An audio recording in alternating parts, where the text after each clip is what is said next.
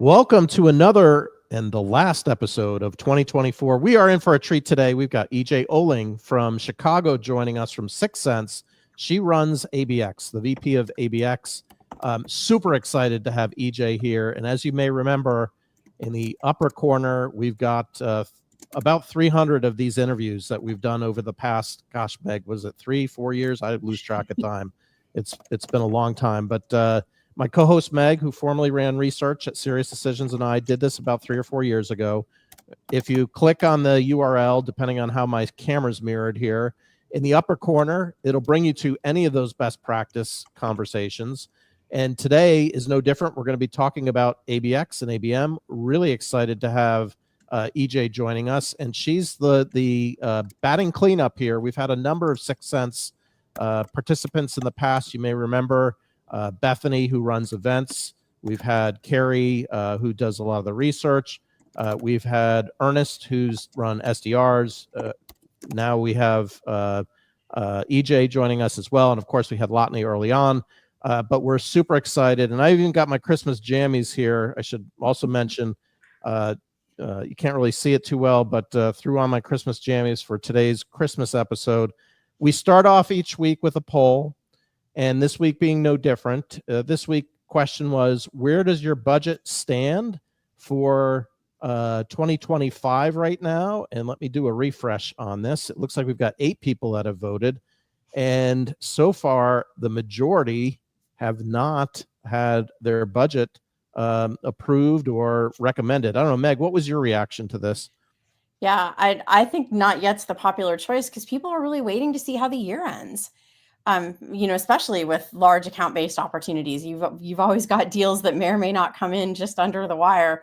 And in some cases, those can have a material impact on what's going to get funded and what isn't through the end of the year. So given all the uncertainty, given the volatility of so many things, I think you've got wait and see going on. The trouble, of course, is we all want to hit their ground running and be generating pipeline early in the year. So that makes it all the more important to make really good choices about what you're going to do with what you do know you have. And that's why we are super excited, EJ, to have you joining us today. Thank you. What are your thoughts on the poll? I don't have mine yet. I mean, I think it's, but I agree. Are you saving some of your funds now to do that one-to-one spend to get some of those deals over the line? I think that's like a big part of it. And also it's that reforecast going into next season, depending where your fiscal ends. So I'm in the same boat. I think there are big things, that are paid for because you pay for them in advance, but it's those little moments that you're going to have to wait to figure out the budget for those. Yeah, and probably, I think, go do a bit of battle with other competing priorities and interests too. I think in this year, this feels like a budget is zero-sum game year, where making a case for what is good spend and what's going to actually yield results is going to be more important than ever. What are you seeing, EJ, for your program and for the different clients that you speak to about funding for their account-based programs before we get into talking ABX? Oh, absolutely. I think budget's a really hard word to deal with. I think everyone's very sensitive to it. Either no one's ever said I have too much budget to deal with, right? Ever, right? But I think you really have to be strategic about what has worked. And I think coming out of 2022, it was, do you try to do the programs you've done in the past? Everything's kind of gone up 30%. So I think now that we're a few years into it, it's what is working, what's not working, or where do you really want to invest? And that goes along the lines of, where is your company going towards this year? Where is your company looking forward into 2025 and spending your money in the right way? I think we all have to be there are ways you can use tools to cut down and just make things a little bit easier, but at the same time, you still have to spend on certain things. So I think that's why people are waiting out their budgets to figure out, if I'm going to spend, I want to spend the right way. For sure. Yeah, it makes sense. You have to be super thoughtful in this environment with investors or with investor money right now. You got to show a return or you're going to get voted off the island very quickly, and nobody wants that. So I could see why you're saying that people have to be thoughtful, which makes a ton of sense. Just reflecting on your role at 6 Cents, you've got a unique title, and outside looking in, it's like, wow, you are the VP of ABX at 6 Cents. What does that mean? How did you fall into it? What what does ABX mean to you? And how should we be thinking about it even on the outside, just out of curiosity? Absolutely. So how did I fall into it? So really quick, I was not in marketing previously. Earlier in my career, I was an event producer. So I was on the technology production agency side of it, then went into the services part in tech. And then to get to ABX at 6 Cents, knew Latney for a long time before. She made a call and said, would you be willing to come and have some fun? And I was like, ooh, let me do my crazy. I'm in. So I do think ABX is a really unique term. It's a unique role to have. I feel really special that I get to have it. To me, it's not just account-based marketing, it's the account-based experience. I do think experience is really broad. I don't like to use the word event necessarily. I think it's activations and programs. So I think what we look at ABX is, how are we supporting the go-to-market function? How are we driving revenue? And so maybe that is through events, or it's through field marketing, or it's through go-to-market strategies, which would be your like one-to-one, one-to-few, like that true ABM. But we layer in partner marketing too, which is really cool because we look at the ecosystem, because that's really that drives your revenue as well. So I feel very fortunate that we've kind of built this robust machine. We're strong and mighty. We're small and mighty too. There's not a ton of us that do it, but I think I'm really fortunate to kind of be in the forefront of doing that as well. How do you partner with other areas within go-to-market? So if ABX is this strategic, almost sounds like an overlay, where you can bring together different pieces and parts towards strategic ends. Is that fair? Yeah, I guess you would say we think of ourselves almost like a nucleus. We're kind of in the center and how we work, because we partner with the sales team, which is super important because we're driving revenue for them. We partner with our BDRs because, there are partners in crime when it comes to that outbound motion, because you have to think of ABX almost like an outbound motion, right? We partner with our CSMs because we really want to make sure that we are on board with how we're going to help our customers learn more about the product and get more engaged, then ultimately renew.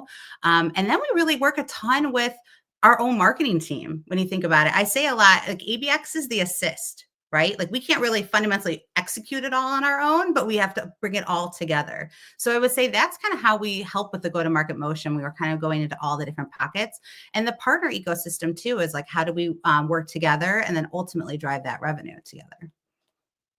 Looks like you got one of your fans here joining us, Gabrielle, mentioning that you are amazing. I'll take it. And on that amazing topic, and I know we were going to talk about kind of the steps of ABX. We probably won't have time to cover all 6, but maybe you could whet our appetite a little bit. How should companies be thinking about ABX if they're new?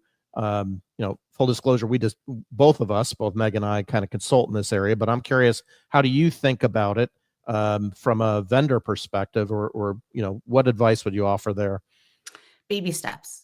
I think that's the first thing to think about. It is not a dive in and everything will be solved in one thing. So when you think about ABX, is really looking at the data. And I've said a lot on many different ways. It's like data plus experience equals pipeline. So I would say step 1 is really figure out your data, figure out your audience, target people the right way. I think that's super, super, super important.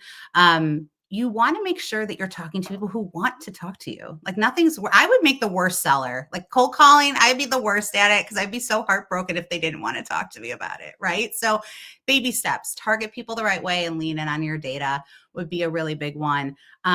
Choose the right experience to engage with your audience. And I think, not everybody is a C-level that you're going to talk to. Some people might be practitioner level.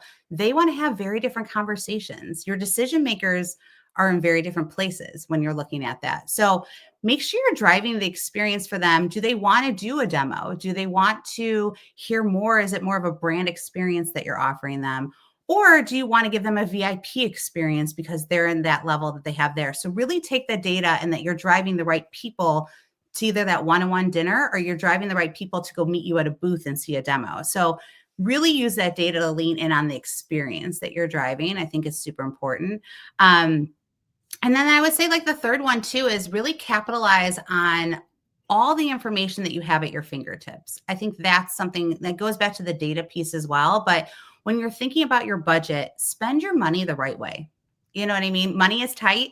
Like I said earlier, budgets are not what they used to be. And so really leaning in on Not everyone wants to go to the big parties anymore. Not everybody wants to say, I have 1,500 attendees. This is great. I would rather have 6 people at a dinner who are going to ultimately drive that revenue. And so making sure that you are really leaning in on that from an ABX motion. And those can be very small and few between, but they could be the bigger deals that expand later over time. And you're growing them to be strategic partners. So just be wise about that. I would say those are my top 3. Let's go 3 out of 6 right now. I think those are a great 3, and would be really interested to get your take on what are sort of the top data sources for making good choices in ABX. What are some of the areas that you think maybe, or some of the sources where, people should have them readily available, but maybe don't always think to use them?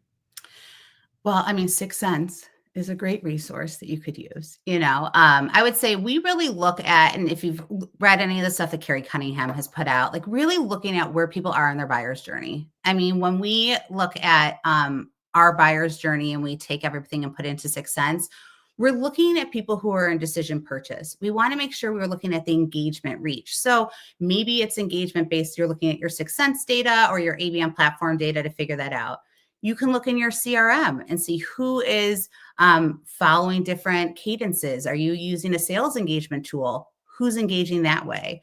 If you're using direct mail, are people reaching out and engaging that way? Engagement is like the big part. That will kind of help you figure out who's really interested in speaking with you, because nothing's worse than talking to people and it falls on dead ears. So I say really start looking at that as just like the first part of your data. So, CRM, your ABM platform, those would be the top few ways I would look at people that are engaging. And then also look back at how they've engaged with you as well. Did they want to have a demo? Did they talk to multiple people within your company? Look at that omni-channel approach, like how, and it goes back to how ABX works with all the channels.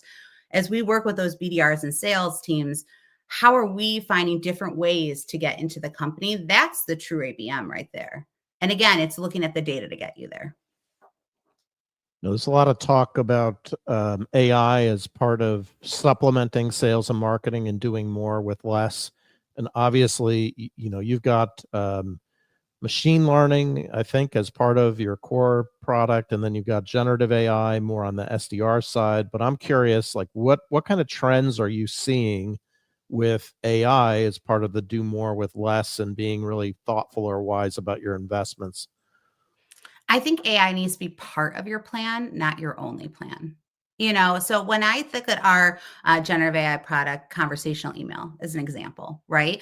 We use it to really help just add a layer into our outreach. So we'll use a conversational email to reach out to an audience to say, hey, we're going to be at Forrester Summit, for example, come see us there, and we have it come from Latney. So we'll use that as an outreach or a follow-up to an email. Well, a follow-up to an event. We'll say, hey, we'd love to continue these conversations more. Use AI as a tool in your toolkit, but I truly think like you still need that human nature of there's so many different issues that can fall into place. You still need to build out your campaign schedule and your campaign brief, but like, how do you use AI in between? I asked my team, like, what are the ways that you're using AI sometimes? And I laughed at some of the response because I threw this web page in there and I asked it to give me 6 bullet points, that come out of it. Or I had it proofread this slide to make sure it can make more sense and condense the amount of words.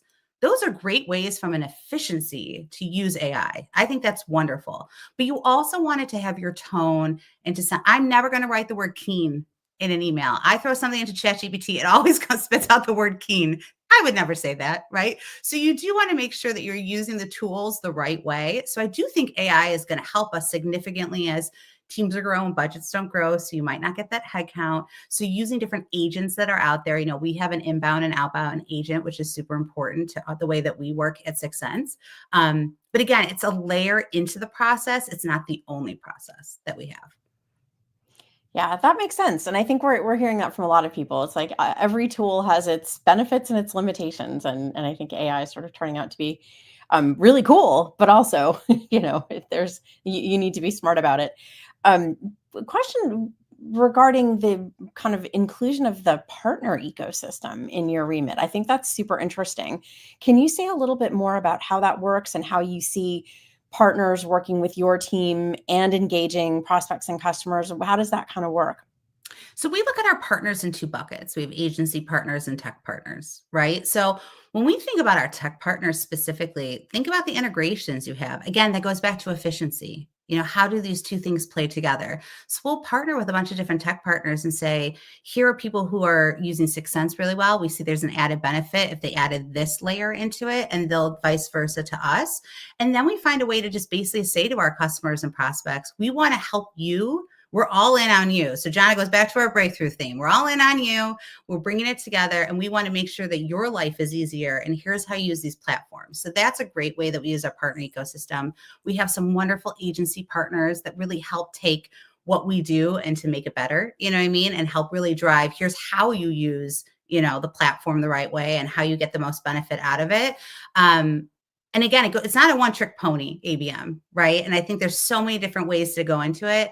I'll say a lot to my partner marketer. I'll say, it's like 1 + 1 = 3. So let's find the platforms that all come together to really make our lives easier. We try it first to see if it works. I do want to say that too. So I know probably my level of 6 Sense is very different than someone else's level of 6 Sense because we're in it in the weeds and we're doing it. We try it to see if we can break it, to be perfectly honest. You know what I mean? And once it's broken, then we go back to the drawing board and try it again. But we really do think, how do we lean in on those partners? Because at the end of the day, we all are chasing the same type of revenue. So how do we chase it together? And I would say, if I put my event hat on though, look at the partners that you can partner with at events. I used to find a lot of challenges years ago. We go to Dreamforce when my old role, I'd say, come to this one location and get exposed to all these partners in one place because we all don't want to fight for your time. Let's spend the time together. So really be thoughtful about how you're working with your partners, whether it's on an event level or a campaign level. I think it's definitely a huge play that's out there right now. Yeah, we felt that too. I mean, we're a tech partner, so we have felt more energy in that direction, I'd say, over the last year or so, in particular with Joe leading the helm there of the partners. So yeah, hats off to you on that momentum. And, thinking about what you just said too about, you're kind of in ABM all the time at 6 Sense. So maturity wise, you're probably much further down the path of a lot of these issues and a lot of challenges that you're able to solve for. If you were newer to ABM, what are the kind of the pitfalls that you typically see in a new adoption? Like somebody just, whether they're buying your platform or any platform, what types of things do you kind of see as key issues or blockers for organizations?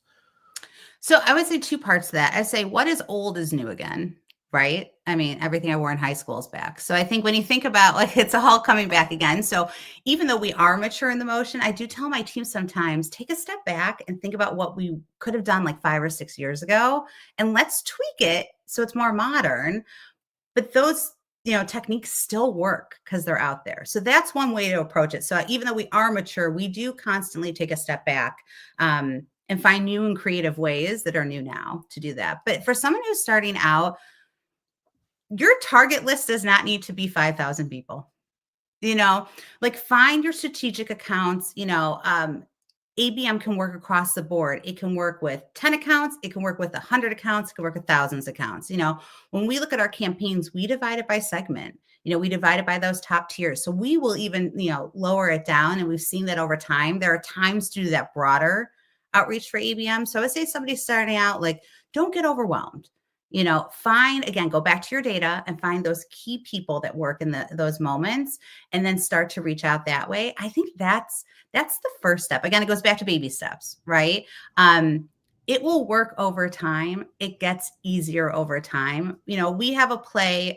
Simon wrote a whole thing in Rev City about it. It was, we'll take our closed won opportunities, put them back into 6 Sense, and we'll watch the journey that they had. And we'll just try to repeat that with future customers as well. So if it works, take that and then build upon it as well. Yeah, it makes really good sense. Understanding the path to a win is, I think, really, really valuable. And that's a great thing that 6 Sense can help people do. Another question kind of related to, you mentioned Kerry Cunningham's great research, and he's for people who haven't seen this, it's so worth it. In particular, kind of understanding how buyers make decisions, who's involved. How has the sort of shift to engage in a complete buying group changed the way that you and your group approach ABX? How much money we spend is a huge part of it, so it's I would say before I was able to look at buyer groups, if I look at previous roles, we would just say we would be handed a list from sales. Here's my target list. Let's go.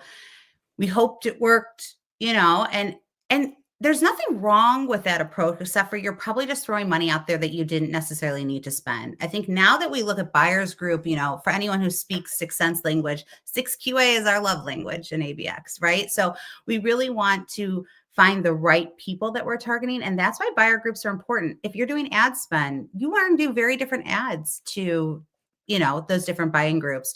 You're going to do different type of outreach. It goes back to the experience part, but also think about, like, as you're looking at all the different people and you're doing that outreach, you want your outcomes to be different as well. So I think the research has really shown us that that anonymous data, basically trying to figure out where people are and who the right people are. And so we do use, a lot of our tips and tricks to get there, but that has made a significant difference in how we're reaching out to the audience. And just on that buyers group theme, are you seeing in your clients, because it's a relatively, I don't want to say it's a newer concept, it's probably newer defined maybe, or maybe there's a new name to it that maybe didn't exist a year, 2, 5 as much. Are you seeing any kind of trends of companies that are adopting that? Is it primarily the enterprise or those that sell into enterprise? At what point do you really need to be thinking about buyers group, I guess would be the ultimate question. I think anybody can. I don't think it necessarily needs to be your company size. I think there are smaller companies as well. I think it just depends on what your outcome you're looking for. I think it goes back to using the AI and using what works for you for efficiency. I think buyer groups help you with your efficiency, and help you target. So obviously everybody wants to say it's the enterprise and strategic level accounts, like, oh, we want those. But I truly think no matter the size of your company, it all goes back to how can you use data the right way to drive your audience. Yeah, back to data plus experience equals pipeline. I love it. I think it's a great way to think about combining the human with the data driven and the insight driven to create something unique. What are, if you think about, since we're coming up towards the end of the year, are there any particular moments from 2024 that you kind of think back and go, that was really cool. That was something we did that worked really well. Anything that you want to highlight for folks to learn from? Oh, this is a good one. Okay. So I would say one of the challenges I gave my team in 2024 was not everything has to be an event. I think when people think ABX, they think event. I think also with Sixth Sense, they think, oh, they do these great events, which is wonderful. We do wonderful events. I'm not saying that we don't. But one of the things I challenged my go-to-market team with was, what are true campaigns we could be doing? What are integrated campaigns we could be doing? What are digital campaigns we could be doing? So Awaken the Dead is a great campaign that we have. It was across our LinkedIn for a bit. So ultimately we look at lost opportunities, and because, we believe in dead people. So we bring them on back and we do this Awaken Dead campaign. We use conversational email, which is great for it. So we use our generative AI. It drove lots of pipeline, lots of unknown pipeline that we kind of uncover. It also saved us, because we used AI, like 800 hours of human needs for that. So again, didn't replace anyone, because you still needed somebody to do the work and put everything into it, but it helped with a lot of that back and forth. So I would say that was just a really awesome moment that my team was able to have, to show that they tried something old, made it newer, and then we're able to kind of see the outcomes with that. So I do think that Awaken the Dead has been awesome this year for us.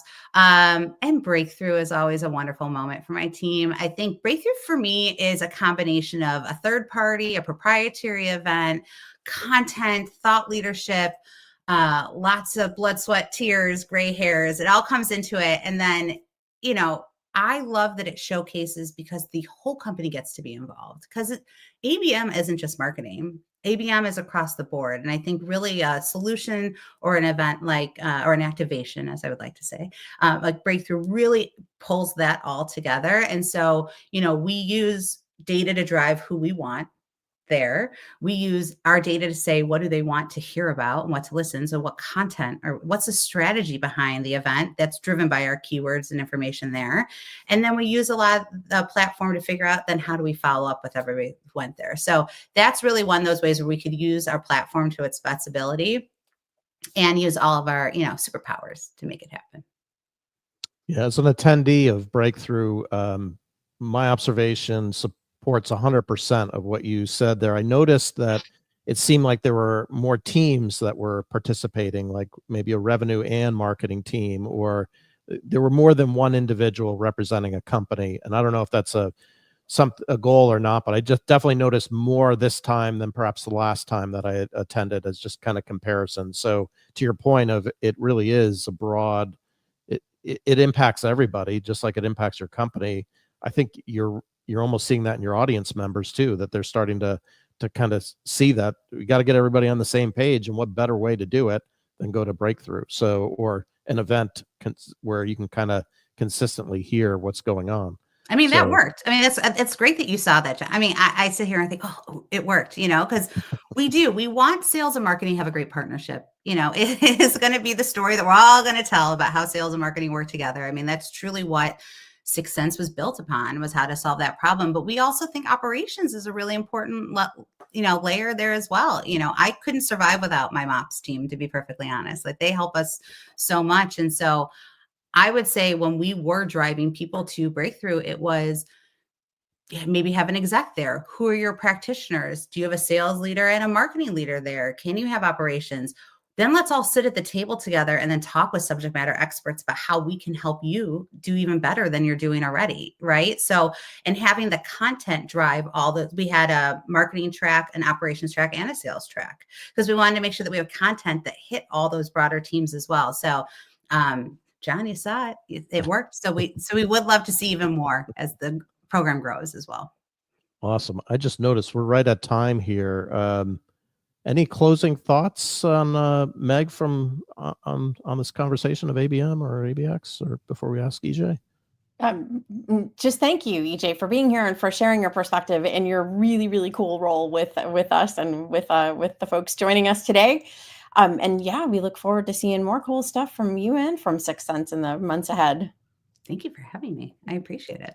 Awesome. EJ, any other thoughts before we wrap up here in terms of ABM for 2025 or ABX for 2025? Have fun with it. ABX is fun. You know what I mean? Like, dive in, look at the data, spend your money the right way again, and be inclusive. Inclusivity is a huge theme for 2025. So I would say tap into that as well. And thank you both so much for having me. This was great. EJ, grateful that you joined us as our last guest for 2025. And Meg, I think we're taking a couple weeks off here, right? Yes, we are. Given the timing of the various holidays, just kind of made sense. But we will be back and excited to share more great guests and great ideas in the next year ahead. Exactly. January 10th, we've got Wes Leeser, who does recruiting in the area of marketing operations, product marketing, demand generation. He'll be sharing kind of what he's seeing on trends of hiring, which is all near and dear to everybody's heart these days. And it seems like there's an uptick. Like I'm feeling a lot more optimism. I know even in our own business, I'm feeling a heck of a lot more optimism going into 2025. So though it's cautious optimism, but I feel like there's a lot more optimism this year than last, for what that's worth. So with that, we will look forward to seeing you January 10th. All right. Happy